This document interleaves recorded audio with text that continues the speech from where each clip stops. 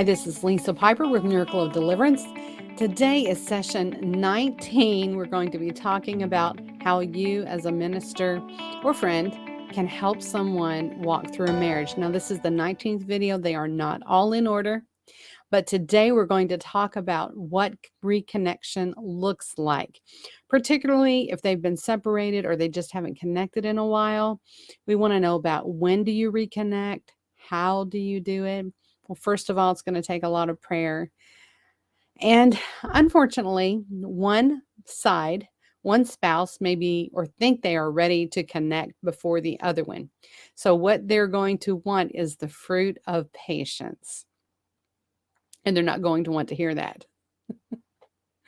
So, patience and love, showing kindness to the other person until they are ready to connect. Now, one of the things is that will enter into one of the spouses to keep them from being patient is fear that the other one won't want to reconnect, fear that it's too late.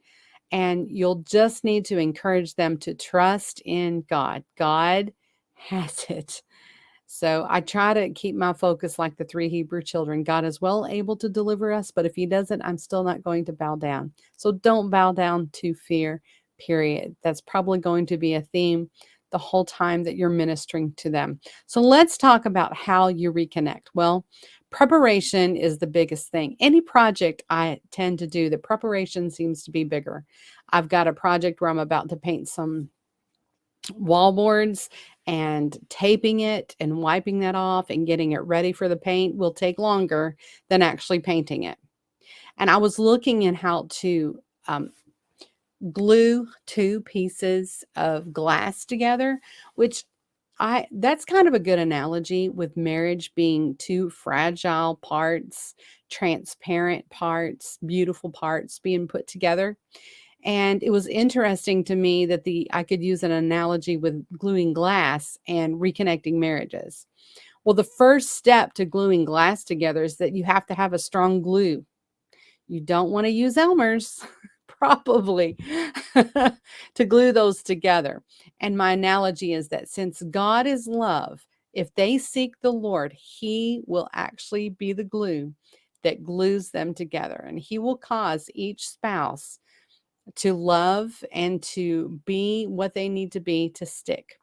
And if you know 1 Corinthians chapter 13, love will, it can not only covers a multitude of sin, but it will aid and help in getting reconnected. Now, they're not always going to feel love, but love is more often than not a choice rather than a feeling. Now, Colossians 3:14 in the Amplified Classic Version says this, and above all these, put on love and enfold yourselves with the bond of perfectness, which binds everything together completely in ideal harmony. So if God is love, love is the glue that will put them back together. Now, if you're going to put two pieces of glass together, you're going to have to make sure it's clean first. Just like when I'm painting those wall boards, if there is dirt on there, the paint's not going to stick properly. So it's important that each piece of the glass, each spouse, is clean. So we're going to do that through the things I've talked about in this series: forgiving, repenting, healing. Ephesians 5:25 through 27 talks about being cleansed with the word. So a person can wash themselves with the word of God. You're going to have the glue of love of God, and then you're going to make sure that each piece is clean. Once those pieces are clean, it's pretty easy to get them stuck back together. You're going to know that the reconnection is going to happen as each of them get healed from rejection, fear of abandonment, anger, control, rage. If you try to reconnect them before the cleanup happens, what happens? If I had a piece of glass that's clean and a piece of glass that had soil on it and I stuck them together, it's when I would try to look through that glass, it's going to obscure the view, and it's going to be gritty, and it's probably not going to stick like it needs to. Eventually, it's going to come apart again. So when they are healed and whole, that's a good sign that they're going to be able to be stuck together and reconnect like never before. One of the things that keeps them reconnecting is soul ties. Let me tell you a story. Recently, I was dealing with a woman who could not connect with her husband.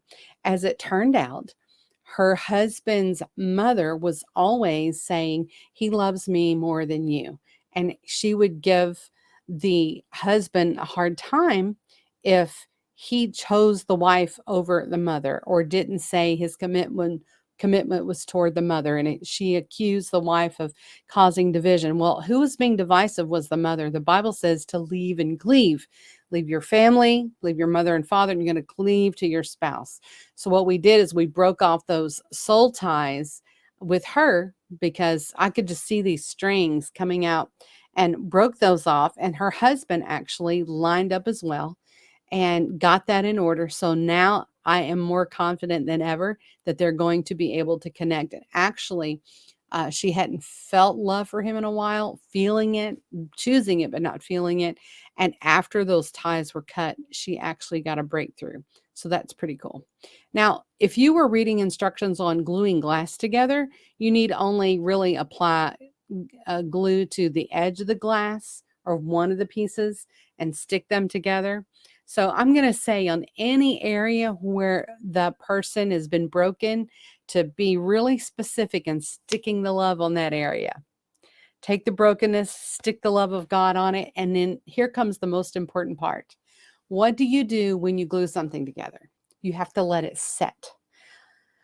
For impatient couples, they will pull apart to check to see if they're sticking yet. And they never get connected or not connected for long term. So you want to put the love of God, put love on those fractures, then leave it alone. Sometimes when you're gluing glass, it can be a few minutes or up to 24 hours. For a marriage, once God begins healing, I would say leave the fracture and the glue alone. Just let it merge and sit and saturate in that healing, and meaning don't pick on it. Don't allow any pulling away, and just be really mindful of the process. When you and when the spouses start coming together and connecting, don't pick at it. Purposely don't fight. Purposely don't have any kind of a conflict. Apply the peace of God to that until that gets solidified. I've seen lots of couples who are not able to discuss hard issues until after the love of God and the healing. Once they get reconnected and their hearts are connected, after that they can say, "Hey, I can talk to you now," because it's not interfering with their healing. So, move at a pace that the other one can go.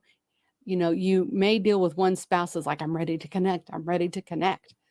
Be patient. Don't push, don't shove. Allow the Lord to do his healing work and put it together. Let me tell you, I'm the shortest in my family. Even when my kids were teenagers, when we would go anywhere, I remember going to St. Louis, and they are all long-legged. I have short legs.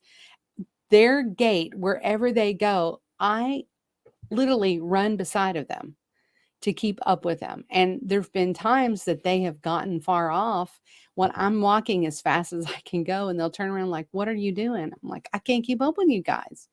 Some of us just don't have the ability to keep up with those fast pacers. So be patient. For if you're the one that's speeding ahead, give them time. And if you're the one that's lolling back, do your best that you can to come up to speed, and I'm sure that you'll connect. If you stay connected with God, he'll make sure that you connect together. And let me tell you, it's going to look different for each couple that you deal with. We'll talk about healing of the heart in class 23. If I were dealing with a couple, I would say ask God to show you any part of your heart that won't connect and ask him to heal it. There could be a soul tie in there, fear in there, no telling what kind of debris. And then trust God as he heals your heart and he reconnects it. When you start getting to the reconnecting part, man, you're really at the best part of the journey in getting to see a marriage healed. If you want more of these classes, go to miracleofdeliverance.com/helping marriages, and you can sign up for this YouTube channel. I do lots of videos on deliverance and some on teaching on different topics that lead up to freedom. God bless. Have a great